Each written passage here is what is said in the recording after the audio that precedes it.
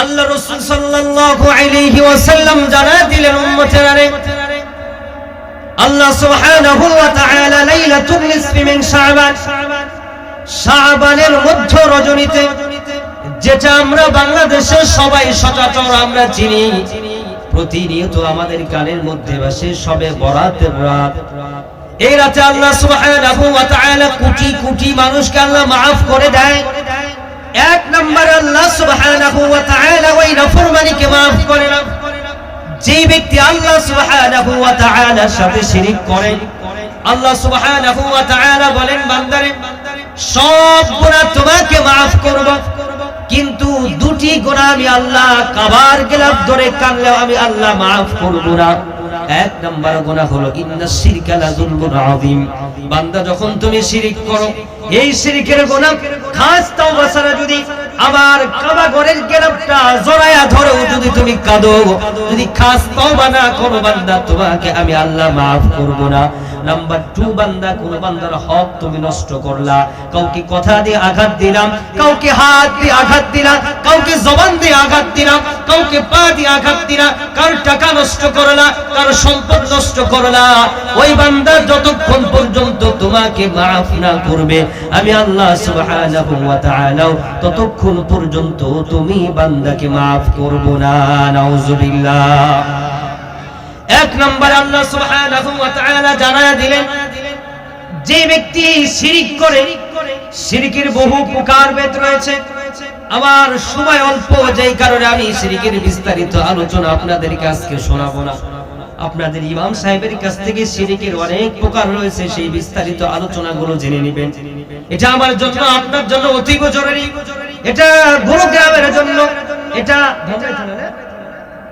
এই ধামরাই থানার প্রত্যেকটা মুসলমানের জন্য, গোটা উম্মতি মুহাম্মাদের জন্য, গোটা বানি আদম যেটাকে আমরা আশরাফুল মাখলুকাত নামে চিনি, প্রত্যেকটা আশরাফুল মাখলুকাতের জন্য থিওরি নেওয়া দরকার।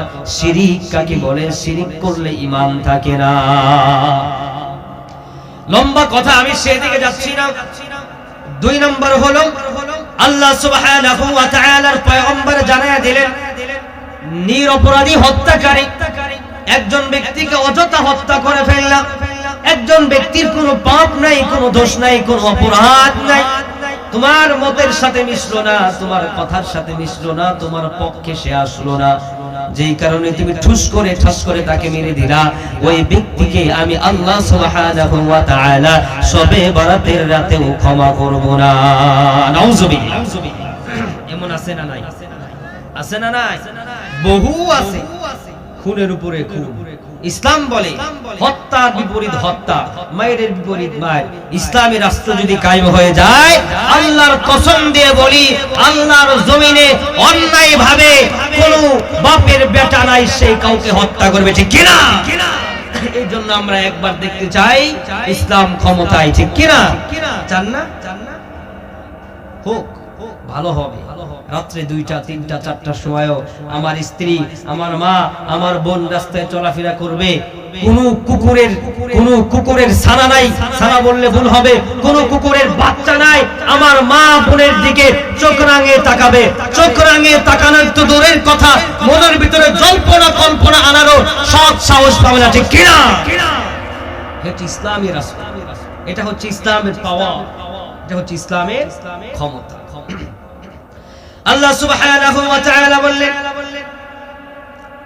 আল্লাহ রাসূল জানায়া দিলেন 3 নম্বরে শবে বরাতের রাতে লাইলাতুন নিসফি মিন শাবান, ওই ব্যক্তিকে maaf করবে না যেই ব্যক্তির দিলের ভিতরে হিংসা, যেই ব্যক্তি বড় ভাইয়ের ভালো দেখে ছোট ভাই সহ্য করতে পারে না, ছোট ভাইয়ের ভালো দেখে বড় ভাই সহ্য করতে পারে না। আছে না নাই? মুসলমান বলেন আছে না নাই? এক ব্যক্তি মনে করেন, ফর এক্সাম্পল, আলাদিনের একটা চেরাগ পাইছে, তো আলাদিনের চেরাগের মধ্যে আমি একটু গল্প বলছি, ডোন্ট মাইন্ড। ওইখানে বলছে, তুমি আমার কাছে যা চাইবা তোমাকে তাই দিব, কিন্তু তোমার পাশের বাড়িকে ডাবল দিব। এখন এই ব্যক্তি আয়সা গরিব মানুষ বলছে, আমাকে 10 লাখ টাকা দাও, আমাকে একটা বাড়ি দাও। 10 লাখ টাকা তার হইছে, একটা বাড়ি হইছে। পাশের বাড়ির জনের 20 লাখ টাকা, 2টা বাড়ি।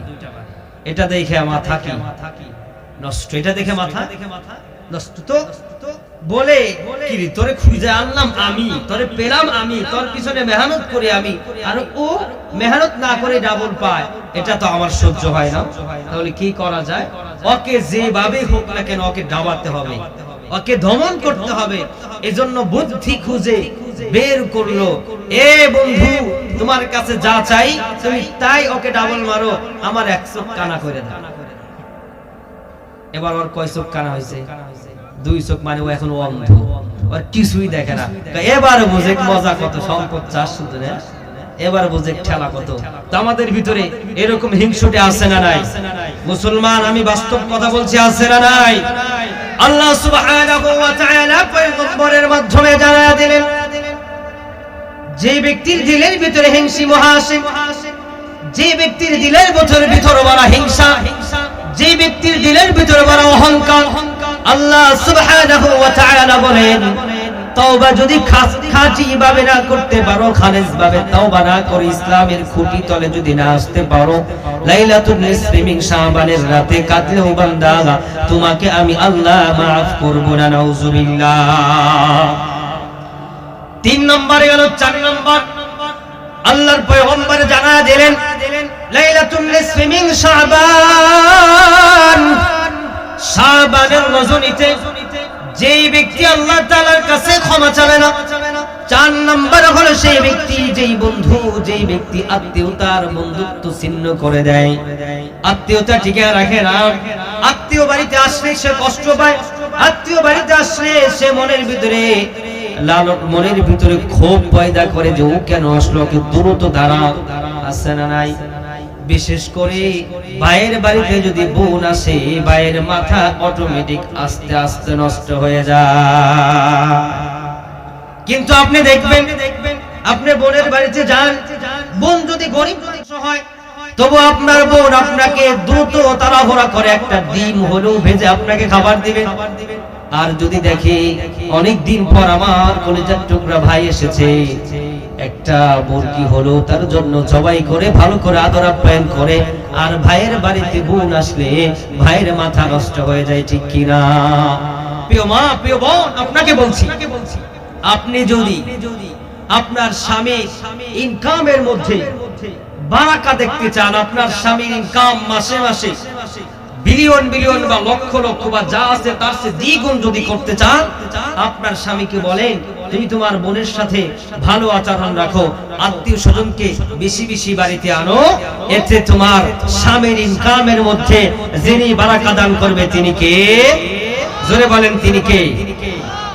একটা কথা আমি এর মধ্যে বলি, যদি কোনো মেজবান বাড়ি থেকে মেহমান খাবার খেয়ে বা আপ্যায়নে খুশি হয়ে বাড়ি থেকে বের হয়ে যায়, ওই মেহমান যখন বাড়ি থেকে বের হয়ে যায়, মেজবানের সগীরা গুনাহগুলো তার সাথে করে বের করে নিয়ে যায়। সুবহানাল্লাহ।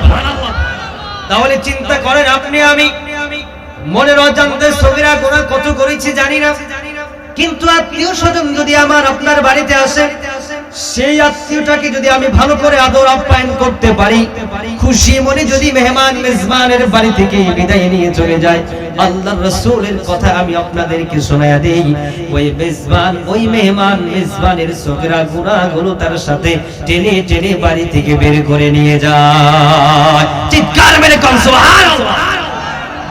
5 নাম্বার হলো ভেরি ভেরি ইম্পর্টেন্ট, আপনাদেরকে আমি বলছি, যে ব্যক্তি নেশা করে, যে ব্যক্তি নেশার জগতে আসক্ত রয়েছে, যে ব্যক্তির কাপড় টাকনোর নিচে, যে পুরুষের কাপড় টাকনোর নিচে যায়, 5 নম্বরে এই ব্যক্তিকে আল্লাহ সুবহানাহু ওয়া তাআলা maaf করে না। নাউজুবিল্লাহ। এখন দেখেন আমাদের ছেলেদের মধ্যে টাকনোর নিচে প্যান আছে না নাই? কথা কয় না। এবার আমি সবার একেবারে গায়ে লাগায় দিছি, টাকনোর নিচে প্যান আছে না নাই? বলে মুরব্বিরা বলে, বাবা আমি তো প্যান্ট পরি না, আমি লুঙ্গি পরি, কিন্তু চাচার লুঙ্গি রাস্তার সব ময়লা পরিষ্কার করতে করতে যায়, ঠিক কি না? বিজ্ঞানের কথা বলি, there is no contradiction between the holy book Quran and science. বিজ্ঞান বলে এই পবিত্র কোরআনুল কারীমের সাথে আর আমি বিজ্ঞানের সাথে দ্বন্দ্ব নাই, মত পার্থক্য নাই। কারণ 1450 বছর আগে কোরআন যে তথ্য দিয়েছে, আমরা আধুনিক বিজ্ঞান এখন আপডেট হতে হতে দেখি এই কোরআন আমার চেয়ে আরো 1450 বছর আগে এই তথ্য দিয়েছে। সুবহানাল্লাহ, জোরে কর না সুবহানাল্লাহ। 3 দিন আগে দেখলাম নাসা আপডেট তথ্য দিয়েছে যে আকাশের মধ্যে কেমন যেন কম্পিত সৃষ্টি হয় আর আকাশের মধ্যে কেমন যেন ধ্বনি পাওয়া যাচ্ছে। সুবহানাল্লাহ। আমি একটা হাদিসে কারিমা তেলাওয়াত করলাম, হঠাৎ করে হাদিসের মধ্যে হয়ে গেলাম মেরাজের রজনীতে আল্লাহ রাসূল সাল্লাল্লাহু আলাইহি ওয়াসাল্লাম যখন আকাশ ভ্রমণ করলেন, জান্নাত ভ্রমণ করলেন, জাহান্নাম ভ্রমণ করলেন, কুল কায়নাত দেখলেন, সব কিছু যখন আমার পয়গম্বরে দেখে, আমার রাসূল আকাশে গিয়া দেখে আকাশ কেমন যেন কম্পিত হয়, আকাশের ভিতরে কে যেন আল্লাহ তাআলার তাসবিহ পাঠ করে। বিজ্ঞান ইদানিং মাত্র কয়েকদিন আগে নাসার তথ্য দিয়া বলে আকাশে কেমন যেন গুনগুন শব্দ আমরা পাই। সুবহানাল্লাহ। আমি তখন আমার থিওরিকে বুঝাইলাম, আমার মনকে বুঝাইলাম, ওরে বিজ্ঞান তুই মাত্র 26 সালে জানুয়ারি মাসে তুই তথ্য দিলি আকাশের ভিতরে কে যেন শব্দ, কি যেন শব্দ করে, আকাশে যেন কি যেন কম্পিত হয়, কি যেন নাড়াচাড়া দেয়। আমার রাসূল 1450 বছর আগে জানিয়ে দিয়েছে। আমি মেরাজের রজনীতে শুনলাম আকাশে কি যেন নাড়াচাড়া করে আর কে যেন আকাশের মধ্যে কোটি কোটি শব্দে আল্লাহ তাআলার জিকির করে না। আল্লাহু আকবার। তাহলে চিন্তা করেন বিজ্ঞান আর কোরআনের সাথে পার্থক্য নাই। আমার রাসূল 1450 বছর আগে জানায়া দিলেন উম্মতের, আরে তোমরা যারা পুরুষ আছো তোমরা তোমাদের টাকনুর নিচে কখনো কাপড় দিও না, কাপড় দিলে তোমাদের গুনাহ হবে, তোমাদের সেই টাকনুটাকে আল্লাহ সুবহানাহু ওয়া তাআলা জাহান্নামের মধ্যে পোড়াবে। আমি সেই দিন প্লেনে আমি সিলেট যাওয়ার পথে একজন ডাক্তারের সাথে আমার পাশের সিটে সাক্ষাৎ, ডাক্তারের সাথে আমার বছর আগে বিজ্ঞান আমাদেরকে ফুল ফুল তথ্য দিয়েছে। আর আমার আল্লাহ সুবহানাহু ওয়া তাআলা আলাম নাশরাহ লা সাদরার এই সূরার মধ্যে ওপেন হার্ট সার্জারির কথা 1450 বছর আগে জানিয়ে দিয়েছে। সুবহানাল্লাহ বলে। আমি প্রমাণ দিচ্ছি সময় হলে প্রমাণ দেব। আল্লাহ রাসূল বললেন লাইলাতুন নিসফি মিন শাবান, শাবানের মধ্য রজনীতে যে ব্যক্তির ঈশার জগতে আছে ওই ব্যক্তিকে আল্লাহ maaf করবে না। যে পুরুষের কাপড় টাকনুর নিচে চলে যায় ওই পুরুষকে আল্লাহ তাআলা maaf করবে না। বিজ্ঞানকে জিজ্ঞাসা করলাম, বিজ্ঞান আমার রাসূল কেন এত গুরুত্বপূর্ণ একটি কথা বলল? বিজ্ঞান রিসার্চ করে আমাদেরকে তথ্য দিল পুরুষের টাকনুর মধ্যে হরমোন থাকে আর ওই হরমোনের মধ্যেই পুরুষের যৌবন শক্তি থাকে। সুবহানাল্লাহ। বিজ্ঞান আমাদেরকে তথ্য দিলেন পুরুষের ওই টাকনু যদি ঢেকে থাকে বাতাস প্রবেশ করতে পারে না, আলো লাগতে পারে না, হরমোন বেশি পয়দা হতে পারে না, সেইখানে হরমোনের তাপমাত্রা কমে যায়, হরমোনের পার্সেন্টেজ কমে যায়। আজকালের যুবকদের দেখবেন যৌবন নষ্ট হয়ে যায়, আছে না নাই? ডোন্ট মাইন্ড বলবেন হুজুর কেমন কথা বলতেছেন, কেমন ওয়াজ করেন, আপনি ছোট আমরা সবাই বড় না। এটা ভেরি ভেরি ইম্পর্টেন্ট। মানুষের দুইটা জায়গায় সবচেয়ে মানুষ কাবু। 1 নাম্বার হলো মানুষ টাকার জায়গায় কাবু, 2 নাম্বার হলো মানুষ নারী আর পুরুষের জায়গায় কাবু। ঠিক কি না? আপনি যদি আপনার যৌবনটাকে ঠিক রাখতে পারেন আপনি কামিয়াব, আপনি জান্নাতি। সুবহানাল্লাহ পড়েন। চিন্তা করেন বাজার, ডাক্তার আমাদেরকে তথ্য দিলেন, বিজ্ঞান আমাদেরকে প্রকাশ করে দিলেন যেই পুরুষের টাকনু ঢাকা থাকবে ওই পুরুষের যৌবন শক্তি কমে যাবে, যেই পুরুষের টাকনু ঢাকা থাকবে ওই পুরুষ তার স্ত্রীর সাথে ভালোভাবে মিলামেশা করতে পারবে না। আল্লাহ রাসূল জানায়া দিলেন যেই নারীর টাকনু খোলা থাকবে ওই নারীর টাকনু থেকে যৌবন কমে যাবে। এখন কি হইছে? নারীরাই টাকনুর উপরে কাপড় পরে আর পুরুষরাই টাকনুর নিচে কাপড় পরে। ঠিক কি না? আছে না নাই? আহা কি ভয়াবহ অবস্থা। আল্লাহ তাআলা আমাদের সবাইকে বুঝার মানার তৌফিক দান করুন, পড়ুন আল্লাহুম্মা আমিন। আল্লাহ তাআলা লাইলাতুন নিসফি মিন শাবানে সবাইকে maaf করে দেয়, কিন্তু নেশাখোরকে কখনো maaf করে না। গাঁজাখোরের অভাব নাই, ইয়াবাখোরের অভাব নাই, ট্যাবলেট খোরের অভাব নাই, ফেন্সিলিন মদ করার অভাব নাই, এত পরিমাণ নেশা করছে, নেশার তালে বেতালে মাতাল হয়ে সে মাকে গিয়া বউ বলে, বউকে গিয়া মা বলে। আছে না? আমি ইন্ডিয়ার একজনের গল্প শুনলাম। ইন্ডিয়া থেকে প্রচুর পরিমাণ আমার কল আসে, বলে দাদা আমার এক দাদা আছে, সে মদ খায়া বোর ঘরে না ঢুকছে গোয়াল ঘরে। গোয়াল ঘর চিনেন? কথা কয় না মুসলমান, চিনে নাকি চিনেন? আওয়াজ দিয়ে বলেন গোয়াল ঘর চিনেন? এবার গোয়াল ঘরে ঢুকছে কি খায়া? জোরে কয় না, মদ খেয়ে। আমিও কিন্তু ঢাকারই সন্তান, বাইরের সন্তান। গোয়াল ঘরে কি খায়া ঢুকছে? মদ খাইলে তাল না বেতাল? বেতাল মানে ডাবল বেতাল হলো মাতাল, ঠিক কি না? মাতাল। গোয়াল ঘরে ঢুকছে, ঢুইকা এরকম করে ধরে, দেখে দুইটা দুবর আছে, ডোন্ট মাইন্ড, মাঝখানে ধরে রাখো, গিন্নি রে প্রতিদিন বেনি করো, চুলের দুই পাশে দুইটা, আজকে বেনি একটা করছো, কিন্তু চুলের মাথা এত বড় কেন? বুঝে না দেখি কি ধরছে? কি ধরছে? লেজা ধরছে। গরু কি তোর বউ নাকি? এমন মাতাল হইছে রে বেচায়, এবার গরুরে বউ মনে করতেছে। এমন নাখান্দা আল্লাহর জমিনে নাফরমানি বান্দা আছে না নাই? জোরে কন্যা আছে না নাই? এবার কইবেন হুজুর আমরা তো মদও খাই না, গাঁজাও খাই না, ট্যাবলেটও খাই না, বাবাও খাই না, ডেন্ডিও খাই না, কিছু খাই না, আমরা খালি বিড়ি খাই। আছে না নাই? আমার একজন কয় হুজুর বিড়ি না খাইলে আমার হাগা হয় না। আমি কিন্তু পয়েন্টের উপরে আছি। একজন বলে হুজুর বিড়ি না খেলে আমার টয়লেট হয় না। আমি বললাম ভাই কি রে ভাই, বিড়ি না খেলে তোর হাগা হয় না, কারণটা কি? হুজুর বিড়ি খাইলে যখন আমি গরম ধোঁয়াটা টান দেই, তখন আবার লিভার পিস্টনের মধ্যে যায়, আমার ধোঁয়াটা এমন আঘাত করে কের কেড়ে বের হয়। আমার কথাই কষ্ট পায়েন না। এক শিক্ষিত ব্যক্তি, ওনার মতো বয়স্ক, আমাকে বলে নাতি বিড়ি খাইলে কিছু লাভ আছে? আমি কি রে বিড়ি খাইলে লাভ আছে? সবাই বলে লস, এই বুড়া কয় লাভ আছে। বুড়ার কথার মধ্যে কিছু রহস্য অবশ্যই আছে। বললাম বলো। বলে বিড়ি খাইলে যদি দাবা খেলার সময়, এই যুবক আমার কথা দলিল মনে কইরো না, দাবা খেলার সময় যদি আমি বিড়িতে টান দিই, আমার দাবা খেলায় ফার্স্ট। বাহ, এই কথা যদি ওয়াজে কই, দর্শকের জুতা আর আমার গাল সমান সমান হবে। তো চিন্তা করলাম, কয় না নাতি এটা বলবি কাজে দিবি। তখন আমি সম্পূর্ণ শুনলাম। মানুষের ব্রেন প্রতি সেকেন্ডে 60 থেকে 50 থেকে 60 বার এটা দৌড়ায় কোষগুলো।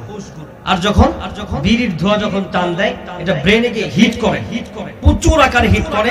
এই ব্রেনটা 50 থেকে 60% না দৌড়ায় 60 থেকে 80% পর্যন্ত দৌড়ায়। তখন বুদ্ধি বাড়ে না কমে?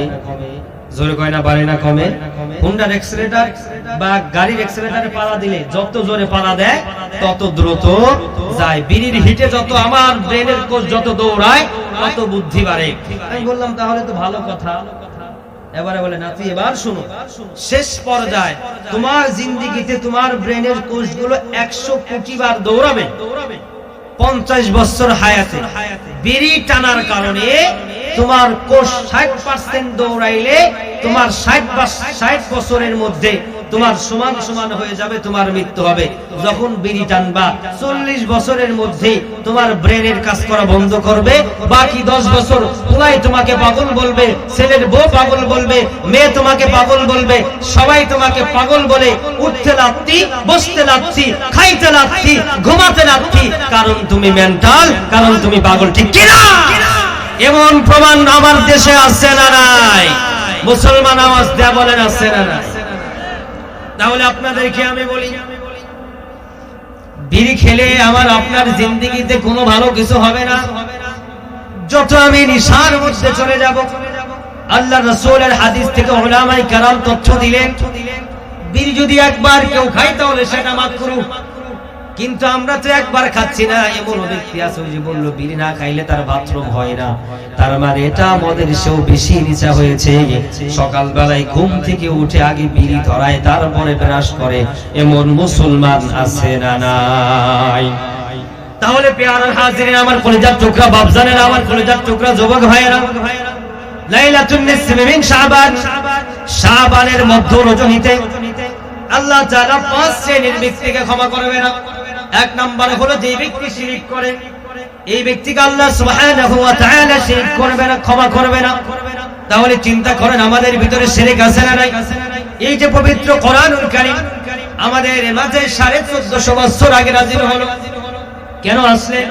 কোরআনটা কার উপরে নাযিল হলেন? সুবহানাল্লাহ পড়ে। এই কোরআন আসমানকে বলল, আসমান আমার কোরআনটাকে তুমি আমানত হিসেবে নাও। আসমান বলে না, আমি পারবো না। জমিনকে বলল, জমিন না, আল্লাহ সম্ভব না। পাহাড়কে বলল, পাহাড় বলে না, আল্লাহ সম্ভব না। কত বড় বড় মাখলুক এই আল্লাহর জমিনে রয়েছে, সবাই না, সবাই না। আমি আর আপনি ক্ষুদ্রতম মাখলুক হয়ে এই দামি কোরআনটাকে আমানত হিসাবে নিয়েছি। এটার আমানত রাখার দরকার আছে না নাই? মুসলমান আওয়াজ দেয়া বলেন, দরকার আছে না নাই? তাহলে আল্লাহর জমিনে আল্লাহর কোরআন দিয়ে শাসন চলবে, এটা কে কে চাই? দু হাত তুলে আল্লাহকে দেখায়, নারায়ে তাকবীর, নারায়ে তাকবীর। শোনো শোনো গ্রামবাসী, শোনো শোনো ধামরাইবাসী, শোনো দিয়া মন ভালো লাগলো 28 জানুয়ারি মাহফিল আয়োজন। হায়রে ভালো লাগলো আজকে রোগো মাহফিল আয়োজন। এই মাহফিলের সভাপতি জনাব ইজদারি সাহেব দায়াই, আরো আছেন আনে গোলা ইমানদার সবাই। সবাই আমরা আল্লাহর গোলাম, সবাই আমরা আল্লাহর গোলাম। জান্নাতে যাইতে চাই, কারা কারা জান্নাতে যাইবেন? হাতে লারা দেন সবাই, হাতে লারা দেন সবাই। দিন ইসলামের পথে চলবো, চিল্লায়া আল্লাহু আকবার বলেন সবাই। নারায়ে তাকবীর, নারায়ে তাকবীর। তাকবীর দিলে কি হয়? শয়তান পালায়। তাকবীর দিলে কি হয়? শয়তান পালায়। আল্লাহ সুবহানাহু ওয়া তাআলা আমাদের সবাইকে শয়তান থেকে আলাদা হয়ে জীবন যাপন করার তৌফিক দান করুন, পড়ুন আল্লাহুম্মা আমিন। আল্লাহ সুবহানাহু ওয়া তাআলা পৃথিবীর সবচেয়ে শ্রেষ্ঠ দামি শহর বানায় দিলেন মক্কা নগরী। পৃথিবী সৃষ্টি করলেন, পৃথিবী সৃষ্টি করার পরে সর্বপ্রথম পৃথিবীর মধ্যে ঘর নির্মাণ করলেন। ইন্না আউওয়ালা বাইতিন বুদিআ লিন-নাস লাল্লাযী বিবাক্কাতা মুবারাকান ওয়া হুদাল লিল আলামিন। আল্লাহ সুবহানাহু ওয়া তাআলা বলেন, এই পৃথিবীর মধ্যে সর্বপ্রথম আমি মক্কাতুল মুকাররমা বাইতুল্লাহকে নির্মাণ করে এই পৃথিবীর মধ্যে সবচেয়ে দামি শহর বানায়া দিলাম, দামি জায়গা বানায়া দিলাম। কিন্তু যুগের বিবর্তনে, কালের বিবর্তনে এই দামি শহরটা যুগে যুগে এমন পর্যায়ে চলে গেল, জাহিলিয়াতে ভরে গেল, বর্বরিয়াতে ভরে গেল, অশ্লীলতায় ভরে গেল, নির্লজ্জতায় ভরে গেল।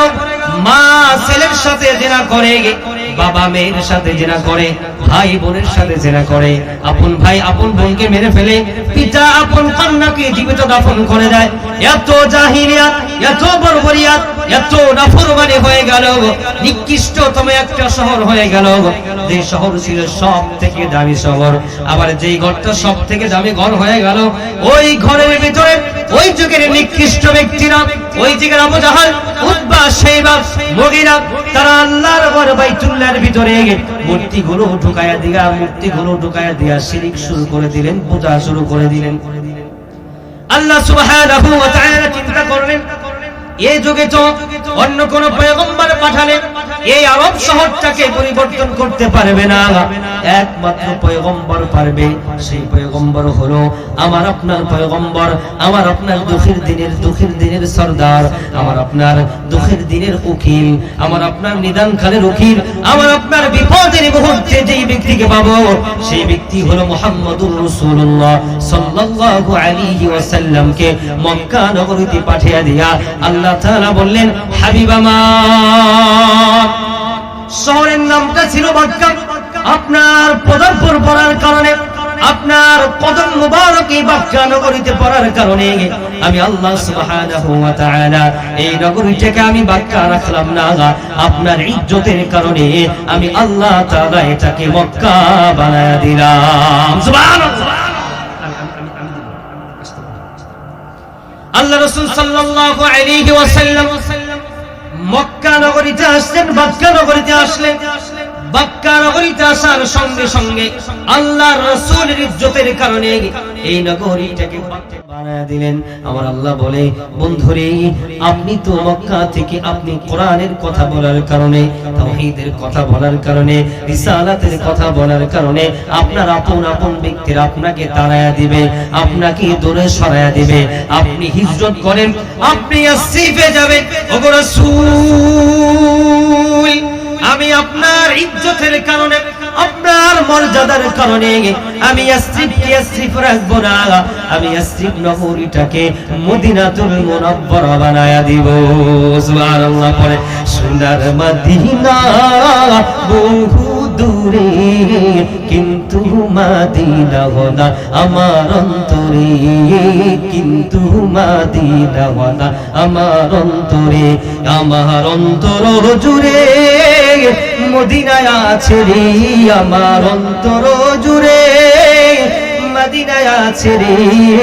মদিনা মদিনা বলে জিকির করি রে, বলুন মদিনা মদিনা বলে জিকির করি রে। চিৎকার মেরে কান মারাওয়া। আমার আল্লাহ তাআলা বলেন, হাবিব আমার, আপনার ইজ্জতের কারণে মক্কা নগরীটাকে মক্কা নগরী বানায়া দিলাম। আপনার ইজ্জতের কারণে ইয়াসরিফ নগরীটাকে মদিনাতুল মুনাওয়ারা বানায়া দিলাম। ইয়া রাসূলুল্লাহ, ইয়া হাবিবাল্লাহ, আপনার এত মর্যাদা বাড়ায়া দিলাম, এত মর্যাদা বাড়ায়া দিলাম। আপনার শেষ জামানা 26 সালের উম্মতেরা যেরকম আপনাকে না দেখে ভালোবেসেছে, যেরকম আপনার কথা শুনে ভালোবেসেছে, আপনি পৃথিবীতে আসার পরে 26 সালের উম্মতেরা আপনাকে না দেখে ভালোবাসলো। আপনি পৃথিবীতে আসার আগেও আপনার কথা তাওরাত, জাবুর, ইনজিলের মধ্যে পড়ে পড়েও আপনার জন্য আমার জমিনের আমার বান্দারা আপনার জন্য ভালোবাসায় বেকার হয়ে যাবে। চিৎকার মেরে কান সুবহানাল্লাহ। মক্কা নগরীতে পানি বন্ধ হয়ে গেল, কোনো পানি নেই মক্কা নগরীতে। দল বেঁধে আব্দুল মুত্তালিবের কাছে একটা সমাবেশ গেল। আব্দুল মুত্তালিবকে ডাক দেয়া বলে, আব্দুল মুত্তালিব, তুমি জানো মক্কা নগরীতে পানি নাই, তুমি যদি নিয়ত করো, তুমি যদি মক্কা নগরীতে পানি আনতে পারো, বাইতুল্লাহর মুতাওয়াল্লিকে বলে যদি মক্কা নগরীতে পানি আনতে পারো, তাহলে তোমার জন্য কৃতজ্ঞ থাকবো তুমি, কারণ বাইতুল্লাহর মুতাওয়াল্লির সাথে কন্টিনিউ কানেকশন লাগায়া দিয়েছো। সুবহানাল্লাহ, নারায়ে তাকবীর। দ্বিতীয় বক্তার আগমন গোরগ্রাম জামে মসজিদের পক্ষ থেকে। আমি আর সামনের দিকে আগাবো না। কি জন্য?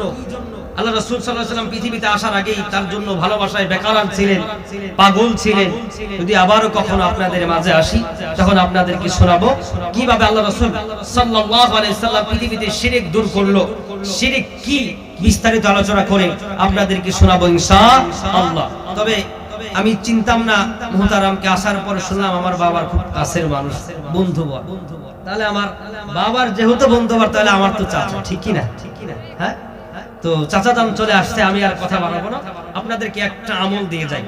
আল্লাহর কসম দিয়ে বলছি, আমার দয়াল নবীকে, মায়ার নবীকে স্বপ্নে যোগে দেখার ইচ্ছা আছে না নাই? কার কার আছে? আমি হাতটা দেখতে চাই। আয় আল্লাহ, তোমার বান্দার হাতগুলো দিয়েছে তুলে, আল্লাহ তোমার কুদরতি ক্যামেরায় ছবিগুলো রাখো তুলে। আল্লাহ প্রত্যেককে জীবিত অবস্থায় স্বপ্ন যোগে তোমার রাসূলের দিদার দিকে জান্নাতের মেহমান করে দাও, পড়ুন আল্লাহুম্মা আমিন। আল্লাহ রাসূল সাল্লাল্লাহু আলাইহি সাল্লামের স্ত্রী আম্মা জান আয়েশা সিদ্দিকা রাদিয়াল্লাহু তাআলা আনহা বলেন, কোন ব্যক্তি যদি ঈমানের সহিত আমার রাসূলকে একবার দেখে, তার দুই নয়ন যদি আমার রাসূলকে একবার দেখে, ওই ব্যক্তির জন্য জাহান্নামের আগুন চিরতরে হারাম হয়ে যায়। সুবহানাল্লাহ।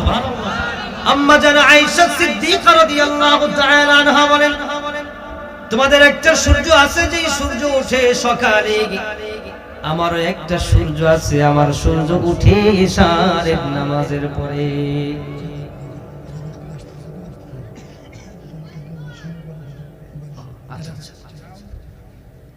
তাহলে বসেন বসেন বসেন বসেন। কষ্ট হচ্ছে আপনাদের? কষ্ট হচ্ছে? তাহলে কি আমি আগেরটাই যাব না এটা বলবো? দুইটাই তো গুরুত্বপূর্ণ। হ্যাঁ, দুইটাই গুরুত্বপূর্ণ। আচ্ছা, আমি আগে স্বপ্ন জগৎটা বলে তারপরে আমি ওইটাই যাই ইনশাআল্লাহ, ঠিক না? এটা বেশি ইম্পর্টেন্ট। আম্মা জান আয়েশা বলেন, রাদিয়াল্লাহু তাআলা আনহা, পৃথিবীর একটা সূর্য আছে, যেই সূর্য পূর্ব আকাশ থেকে প্রতিদিন উদিত হয়, যেই সূর্য দুনিয়াটাকে দিন বানায় দেয়। আমার একটা সূর্য আছে, তোমরা শুনো রে, আমার সূর্য উঠে মাগরিবের পরে, এশার নামাজের পরে, যেই সূর্যের আলো দিয়া আমি আয়েশা শুয়ের ভিতরে দিয়া সুতা পর্যন্ত ঢোকাতে পারি। চিৎকার মেরে কোন আল্লাহু আকবার।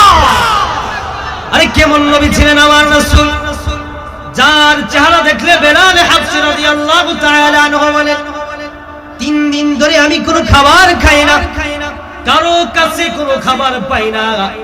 এক পর্যায়ে কোনো কুল কিনারা না পেয়ে আমি রাসূলের দরবারে চলে গেলাম। রাসূলের দরবারে গিয়া আমার রাসূলকে আসসালাতু ওয়াসসালামু আলাইকা ইয়া রাসূলুল্লাহ, আসসালাতু ওয়াসসালামু আলাইকা ইয়া হাবিবাল্লাহ বলে সালাম দিয়ে তার দিকে তাকানোর সঙ্গে সঙ্গে আমার 3 দিনের ক্ষুধার ক্লান্ত দূর হয়ে গিয়েছে। চিৎকার মেরে কোন সুবহানাল্লাহ। ও বাজান, আলোচনার এটা আমার মোড় ছিল না, কিন্তু আলোচনা আল্লাহ ঢেলে দিচ্ছে রাসূলের মুজিজা।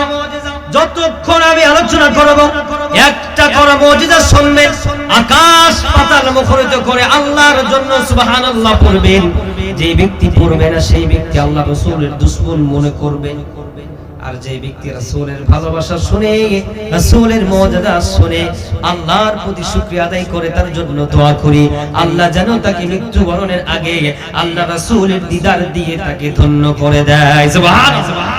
আম্মা জান আয়েশা সিদ্দিকা রাদিয়াল্লাহু তাআলা আনহা বলেন, আমার একটা সূর্য, সেই রোজ সূর্য রাতে ওঠে। অন্য হাদিসের মধ্যে প্রমাণ করে, কেউ যদি প্রতিদিন ইশারের নামাজ আদায় করে ওযু অবস্থায় বিছানার মধ্যে যায়, বিছানার মধ্যে গিয়া দুরূদ শরীফ পড়তে পড়তে পড়তে পড়তে ঘুমায়া যায়, আল্লাহর কোরআন হাতে নিয়ে বলছি, আল্লাহর কসম, আল্লাহি তাআলাহি রাসূলের হাদিসের কথা বলছি, আমার রাসূল বলেছে আমি আমার ওই উম্মতের কাছে জীবিত অবস্থায় দিদার দিয়ে ধন্য করে দিব। সুবহানাল্লাহ। পাই যদি নবী গো আপনার দিদার, মউতের যন্ত্রণা তাকিবে না আমার, দয়া যে করিয়া দিয়েন গো দিদার, দয়া যে করিয়া দিয়েন গো দিদার। ইয়া রাসূলুল্লাহ ইয়া হাবিবাল্লাহ, সবাই ইয়া রাসূলুল্লাহ। মাতা পিতা যাহাদের অন্ধকার কবরে রাখিয়েন নবী গো মায়াবী নজরে, সুপারিশ করিয়া তরাইবেন হাসরে, সুপারিশ করিয়া তরাইবেন হাসরে। ইয়া রাসূলুল্লাহ ইয়া হাবিবাল্লাহ। হ্যাঁ মারহাবা। ইয়া রাসূলুল্লাহ ইয়া হাবিবাল্লাহ, ইয়া রাসূলুল্লাহ ইয়া হাবিবাল্লাহ। চিৎকার মেরে কন্যা মারহাবা। মক্কা নগরীতে আব্দুল মুত্তালিবের কাছে বিশাল একটা দল গেল। আব্দুল মুত্তালিবকে বলে, আব্দুল মুত্তালিব, আমরা যতবার বাইতুল্লাহর ভিতরে প্রবেশ করি তার চেয়ে তুমি বেশি বাইতুল্লাহর ভিতরে প্রবেশ করো। কারণ আব্দুল মুত্তালিব হলো বাইতুল্লাহর মুতাওয়াল্লি, বাংলায় বলে মসজিদের সভাপতি। আব্দুল মুত্তালিবকে বলে, আব্দুল মুত্তালিব, মক্কা নগরীতে পানি নাই, পানির জন্য আমরা হাহাকার, পানির জন্য জমির হাহাকার, পানির জন্য গাছপালা হাহাকার, পানির জন্য পশু পাখিগুলো হাহাকার। ওগো আব্দুল মুত্তালিব, তুমি একটু বাইতুল্লাহর মালিকের কাছে একটু প্রার্থনা করো। আব্দুল মুত্তালিব বাইতুল্লাহর মালিকের কাছে প্রার্থনা করলেন। আব্দুল মুত্তালিব বলে, ওগো বাইতুল্লাহর মালিক, তুমি যদি আমার মক্কা নগরীতে পানি দান করো, আমি আব্দুল মুত্তালিব কথা দিলাম, ওয়াদা করলাম। আচ্ছা, আমি আর কথা সামনের দিকে আগালাম না। আল্লাহ সুবহানাহু ওয়া তাআলা আমাদেরকে এই কথাগুলোর উপরে আমল করার তৌফিক দান করুন, পড়ুন আল্লাহুম্মা আমিন। আমি আমার কথার মধ্যে যদি কোনো কষ্ট পেয়ে থাকেন দয়া করে ক্ষমা করবেন, আমার জন্য দোয়া করবেন। আমার আলোচনা রমজানে SC TV, Asian television, Bangla television, Bangla vision, R TV, my TV, প্রায় 7-8টা টেলিভিশনে সাহারির আগে ইফতারের আগে পাবেন ইনশাআল্লাহ। আল্লাহর কাছে দোয়া করবেন আল্লাহ যেন আমাকে মৃত্যু পর্যন্ত দ্বীনের উপরে হক কথাগুলো বলার তৌফিক দান করেন। ওয়াফাকানাল্লাহু জামিআন আন না'মালা বিমা সামি'না। ওয়াসসালামু আলাইকুম ওয়া রাহমাতুল্লাহি ওয়া বারাকাতুহু।